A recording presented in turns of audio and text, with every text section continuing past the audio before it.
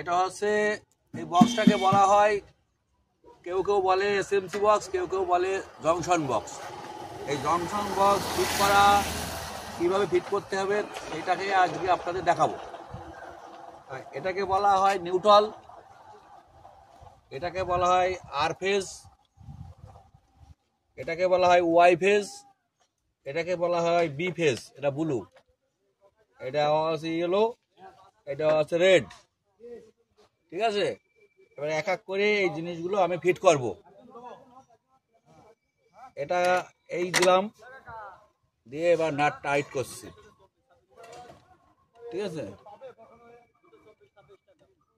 এইভাবে এর ভিতর থেকে যত সার্ভিস আছে হোম লাইনে এবং বিজনেস লাইনে সব এর ভিতর থেকেই বেরোবে, সুন্দর করে বেরোবে। সেগুলোও ভালো করে টাইট করতে হবে, লুজ থাকলে